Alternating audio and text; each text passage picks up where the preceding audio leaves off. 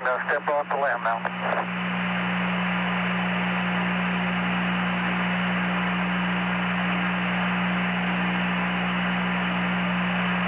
That's one small step for man, one giant leap for mankind.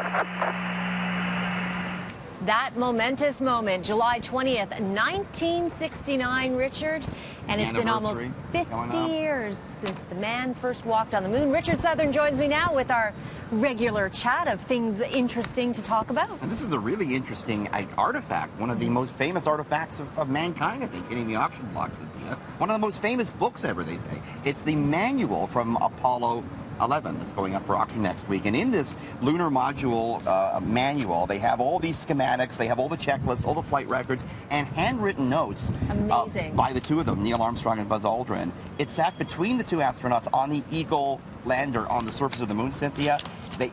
Armstrong actually wrote down the coordinates when they landed, right? One of the first things he did was write the coordinates in this book. They think it could sell for $7 million, and that would put it among the most expensive books ever sold at auction. Experts say, this is really interesting to say, experts say there'll probably be nothing like this again, in that if humanity goes to Mars, everything's going to be digital. So there's not going to be that sort of written record. Of course. How fascinating. So it's very unique in that regard, and we're seeing a lot of things hit the auction block. There's going to be a flag that was flown, and this is kind of the cream of the crop as we approach the 50th anniversary. But you would think that this should belong in a museum. You would, and I think there has been some lawsuits regarding, I'm not sure about this particular book, but are other artifacts about NASA wanting to keep them and put them in museums, but they are in private hands, and they do get resold, and maybe that's what's happening here. Okay, and something that certainly did not exist during that time, almost 50 years ago, Twitter. And they're about to launch something new where you hide the replies to your tweets. Yes, this is it's very interesting. Canadian Twitter users will be able to hide tweet replies. The feature is different from muting or blocking. Twitter says it's designed for when a reply goes sideways, Cynthia, but a user still wants the person to have access to their tweets. It comes as social media platforms like Twitter face increasing pressure from Ottawa to better place the service ahead of the election coming up in the fall. Ottawa Mayor Jim Watson, by the way, you might remember this, he backed down from blocking his political critics the other year because the courts ruled it was unconstitutional. And Trump's just dealt with the same thing earlier this week. They said he can't block people because they should have access to it. So Twitter's trying to navigate all of these interesting political problems. And by the way, I got the shakes earlier today. Twitter outage. Twitter went down for an hour. I know, it was out for a while. Who could vent on Twitter? I didn't know what to do. Didn't know what Nobody to do. could attack us on Twitter, Cynthia. No, we're kidding. We love Twitter. Sure we do.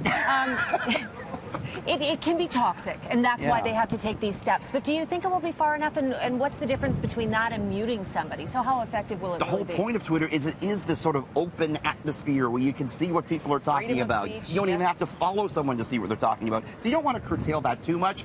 But you're right, there is a lot of trolling going on. Okay, you now have a fun story here on who makes what in the celebrity world. So Forbes, they do this every year, this time of year. They look at which celebrity made the most over the past 12 months. You know who it was this year? No, who was that? A very young female singer, Taylor Swift. Taylor Swift? Shake it off, Cynthia. Taylor Swift. She made $185 million in pre-tax income. Wow. Largely due, she had a big tour. It came through Rogers Center. She made a lot of money from that. Let's take a look at the top 5. We got Taylor Swift there on top. Number 2, Kylie Jenner, $170 million. Amazing. Youngest self-made billionaire. She has this cosmetics company. She gets a lot of money from that. Kanye West, $150 million. Lionel Messi, the soccer players there. Ed Sheeran, $110 million. A lot of Canadians on the list, Cynthia. Number 25, Drake.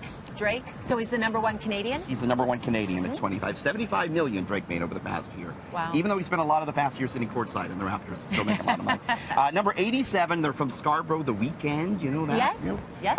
$40 million. Shawn Mendes from Toronto. Everyone likes him. My daughter loves Shawn Mendes. Well, yeah, he's dreamy, Shawn Mendes. Come on. And number 100, right at the bottom of the list, she's still making a nice chunk of change. Celine Dion, $37 million.